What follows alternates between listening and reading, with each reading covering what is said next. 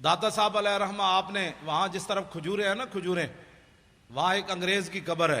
اس انگریز کی قبر کی وجہ یہ ہے، یہ جو کہتے ہیں آؤ اللہ کی دین کی بات ہوگی، آخرت کی بات ہوگی، اللہ سے ڈرو، آخرت کا خیال کرو، تو جن کے صدقے سب کچھ ملا وہ جو نہ تھے تو کچھ نہ تھا، ان کی بات ہی کوئی نہیں. ان کے ہاتھ پر نا لندن میں ایک بندہ مسلمان ہو گیا. جب وہ مسلمان ہوا انگریز تو کہنے لگا کہ مسلمان تو میں ہو گیا، لیکن میں نے قرآن پڑھا ہے کہ جناب سلیمان علیہ السلام کا ایک وزیر آصف بن برخیہ وہ تخت بلقیس اتنا بڑا اٹھا کر لایا آنکھ جھپکنے سے پہلے. یہ بتاؤ ایک بندے کے اندر وہ پاور کہاں سے آئی، کیسے کس پاور سے وہ لایا؟ اب یہ تو نبی کی پاور نہیں مانتے، آصف بن برخیہ کی پاور کس نے ماننی ہے؟ ہنسنے والی بات نہیں، یہ رونے والی بات. یہ تو لوگوں کو کہتے ہیں نہیں کوئی کچھ نہیں کر سکتا. انگریز نے کہا میں نے تمہارا قرآن پڑھا اب تو میں بھی مسلمان ہو گیا. بتاؤ وہ آصف بن برخیہ انسان ہو کر کس پاور سے لایا آنکھ جھپکنے سے پہلے اتنا بڑا تخت؟ انہوں نے اگر مگر کی. اور کہنے لگا کہ اگر مگر نہ کرو میں نے جواب دو. جواب ان کے پاس تھا ہی نہیں. تو انگریز کہنے لگا بات یہ ہے کہ میں مسلمان تو ہو گیا لیکن اب میں کافر نہیں ہوتا دوبارہ، لیکن میرا یہ قرض ہے اسلام پر، مجھے اس کا جواب چاہیے. اب وہ بیچارے وہ لوٹے بسترے اٹھائے پھرتا رہا دین کی خدمت کے لیے. پھر لاہور آیا، پھر لاہور کبھی یہ کدھر لے جائیں کبھی کدھر لے جائیں، یہ بارڈر دیکھو، یہ فلاں دیکھو، یہ فلاں دیکھو. اس نے کہا میں نے مینار پاکستان نہ وکھاؤ، میں نے دسو آصف بن برخیہ کیویں لے آیا تھا، میں واپٹا ہاؤس ویکھن نہیں آیا، مجھے بتاؤ کیسے. لیکن جب وہ مینار پاکستان سے واپس اسے لے جا رہے تھے تو دادا صاحب کے قریب سے گزرا. پردوں میں چھپا ہو تو چشم بینا دیکھ لیتی ہے، اور زمانے کی طبیعت کا تقاضا دیکھ لیتی ہے. انوکھی وضع سارے زمانے سے نرالے ہیں، الہی عاشق کون سی بستی کے رہنے والے. جب وہاں سے گزرا نا تو میرا ایمان یہ ہے کہ دادا صاحب نے خود اس کا منہ پھیرا ایسے. وہاں سے جب گزرا تو کہنے لگا یہ کون ہے، یہ مزار کے یہ گنبد کس وقت؟ انہوں نے کہا یہاں شرک ہوتا ہے، یہاں شرک ہوتا ہے. بھائی یہاں کوئی تعجب کی بات ہے جب حضور کے سامنے یہ بکواس کرتے ہیں شرک ہوتا ہے، تو دادا صاحب کے سامنے ان کا بکواس کرنا کوئی محال تو نہیں نا. جو حضور کے سامنے کھڑے ہو کر بک بک کرتے ہیں وہاں کہ ہذا حرام ہذا شرک، اتنے بڑے مفتی حضور کے سامنے بک بک کرتے ہیں. سمجھیں یہ بات. ہاں جو حضور کے سامنے کھڑے ہو کر بک بک کرتے ہیں انہوں نے بم دھماکہ کرایا ہے. ہاں بالکل یہ بات ہے، اس میں کوئی الجھن والی بات نہیں ہے. جنہوں نے جنت البقیع کے مزارات گرائے انہوں نے بم دھماکہ کرایا ہے. ہاں جنہوں نے جنت المعلیٰ کے مزارات گرائے انہوں نے بم دھماکہ کرایا. جنہوں نے امیر حمزہ کے قبر انور کو ڈھایا انہوں نے بم دھماکے کرائے. اس میں امت کی دو رائے نہیں ہونی چاہیے. اب تو امت کو سمجھ آ جانی چاہیے کہ کون بدبخت ہے جو چلتے چلتے کہاں تک جا پہنچا. تو کہنے لگے یہاں تو شرک ہوتا ہے. وہ انگریز کہنے لگا مجھے تو یہاں سے خوشبو آ رہی ہے، تم کہتے ہو شرک ہوتا ہے. اس نے کہا گاڑی روکو، میں نے اندر جانا ہے، گاڑی روکو. اب انہوں نے گاڑی مجبوراً روکنی تھی اس لیے کہ وہ ایک کو لے کر پوری دنیا پھر رہے تھے. یہ انگریز ہم نے مسلمان کیا، یہ انگریز ہم نے مسلمان کیا. تو جس بابے 90 لاکھ مسلمان کیتا ہوتا تو احسان ہی کوئی نہیں. ایک انگریز دا اس مسلمان کر کے احسان کر دے پھر دے. وہ انگریز جو ہے ساتھ چل پڑے، بھائی اس کو بتائیں گے یہاں یہ شرک ہوتا ہے، یہ بدعت ہوتا ہے. ساتھ ساتھ دوڑ پڑے ساتھ ہی. جب وہ سیڑھیوں سے چڑھا تو آگے ایک بزرگ کھڑے تھے. انہوں نے معانقہ کیا، گلے لگا کر اس کو ملے اور اس کو بٹھا لیا. اور بٹھانے کے بعد اس سے پوچھا کس چیز کی طلب ہے تمہیں، کیا چاہتے ہو؟ انگریز تھا ٹھنڈے علاقے کا. اس نے کہا مجھے چائے چاہیے.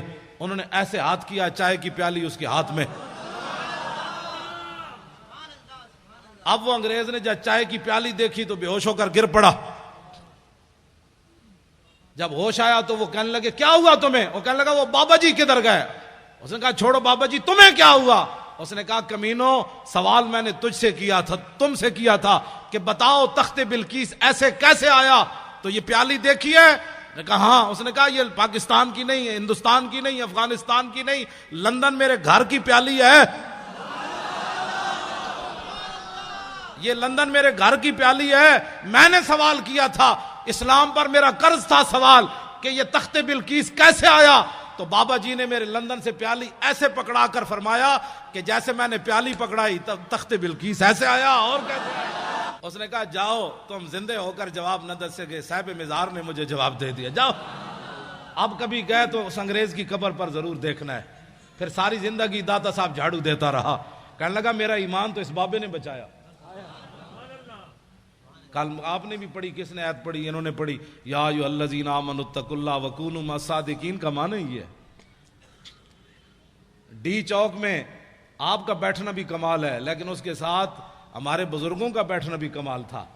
آپ اکیلے نہیں بیٹھ سکتے تھے، وکونوا مع الصادقین کا یہی معنی ہے۔ جب آپ دیکھتے تھے کہ یار یہ ویل چیئر والے اگر مر گئے تو ہمارے مرنے میں کیا ہے، تو آپ کہتے اچھا پھر ہم بھی حاضر ہیں۔ بات تو ہوتی ہے نا وکونوا مع الصادقین کا معنی سمجھے آپ کیا اس کا کیا ہوتا ہے؟ اس سے ایمان بچ جاتا ہے، اس سے بندہ دلیر ہو جاتا ہے۔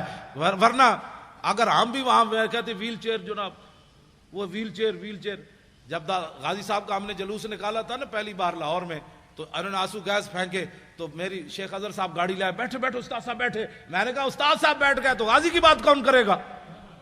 سارے دوڑ گئے، میرے ساتھ 5 بندے رہ گئے آنسو گیس کھاتے ہوئے۔ میں نے کہا کس نے آنسو گیس پھینکے؟ پولیس والے کہنے ہم نے تو نہیں پھینکے۔ جب مجھے سب نے دیکھا تو پھر واپس آ گئے۔ کیوں جی؟ جب میں چارپائی بچھا کر لاہور اسمبلی ہال کے باہر بیٹھا ہوا تھا تو لوگ کہتے تھے اچھا جب یہ بیٹھے ہیں تو چلو ہم بھی بیٹھ جاتے۔ تو آپ جو ہے نا، یہ بڑی بات ہوتی ہے، مولانا بلائیں تو پھر آپ آئیں، کچھ نہیں ہوتا، کچھ بھی نہیں ہوتا، آپ صرف کھڑے ہو جائیں، بس کھڑے ہونا آپ کا کام ہے، مدد کام اس کا کرنا ہے۔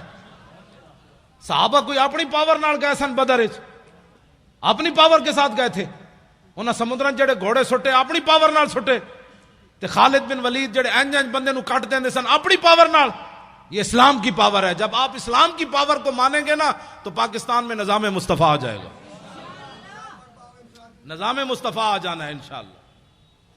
یہ مالک بن مولانا کہنے لگے آپ کم سے بات کریں کہ کم سے بھی بات یہ بن جاتی ہے، میں نکال کر جو ہے نا وہ اس کو بیان کرتا ہوں۔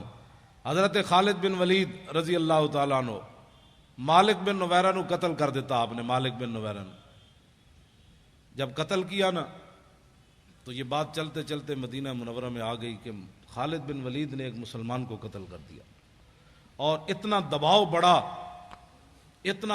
بڑا کہ صدیق اکبر کو خالد بن ولید کو معاذ جنگ سے واپس بلانا پڑا۔ اصحاب حل و عقد، حل و نہیں پڑھنا پیا، بات میری کوئی غلطی پہ کٹو، حل کا معنی اور ہے اور حل کا معنی اور ہے، حل لکم کا معنی اور ہے، حل کا معنی اور ہے۔ صبح میری آپ کے شاگرد کہیں کہ جی استاد صاحب صرف ساری زندگی پڑھاتے رہے، ان کو یہ بھی نہیں پتا کہ قرآن میں حل ہے، وہ حل اور معنی میں ہے، یہ حل و عقد ہے۔ اصحاب حل و عقد صحابہ، بڑے بڑے اجلہ صحابہ، ان کی مجلس طلب کی گئی اور خالد بن ولید کو پیش کیا گیا۔ خالد بن ولید جب مسجد نبوی شریف میں داخل ہوئے نا تو حضرت عمر اتنے جلال میں تھے کہ آپ نے ان کی پگڑی سے تیر کھینچ لیے، خون آلود تیر آپ نے لگائے ہوئے تھے، ایسے ایسے لگائے ہوئے تھے سارے۔ تو حضرت عمر نے جاتے جاتے ان کے سارے تیر اتار لیے۔ قریب تھا کہ فاروق اعظم حضرت خالد بن ولید پر ہاتھ بھی اٹھا دیتے، لیکن حضرت صدیق اکبر کی جو جلال اور ہیبت تھی نا صحابہ پر، اس کی وجہ سے حضرت عمر بولے نہیں، جا کر بیٹھ گئے اور کہا کہ آپ نے ایک مسلمان کو قتل کر دیا، مالک بن نویرہ کو قتل کر دیا۔ سنیں، آج لوگوں کو گستاخیاں سمجھ نہیں آتی، فتوے علماء سے پوچھتے ہیں۔ آپ نے فرمایا کہ نہیں، وہ مسلمان نہیں تھا، وہ تو کافر تھا، میں نے اس کو اس لیے مارا۔ نے کہا آپ کے پاس کیا دلیل ہے؟ نے کہا کہ جب میں نے اس کو کہا نا کہ تم زکوٰۃ کیوں نہیں دیتے، تو اس نے کہا کہ ان صاحبکم قد توفیا، اس نے کہا کہ تمہارے نبی کم، اس نے یہ نہیں کہا کہ ان صاحبنا، اور اس نے کہا ان صاحبکم جب کہا تو میں سمجھ گیا کہ اس کا رسول صلی اللہ سے کوئی تعلق نہیں۔ تو صدیق اکبر فرمانے لگے بالکل ٹھیک کیا تو نے جو مارا ہے اس کو۔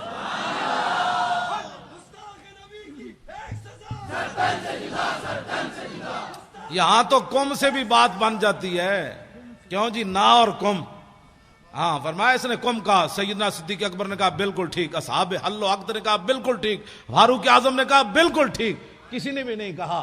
ایمان یہ ہوتا ہے کہ جب علماء بات کر دے نا اصحاب حل و عقد تو پھر بات بندے کو ماننی چاہیے۔ بندے کو کل واللہ بھی نہ آتی ہو، پھر ناموس رسالت کا مسئلہ پوچھتا پھرے۔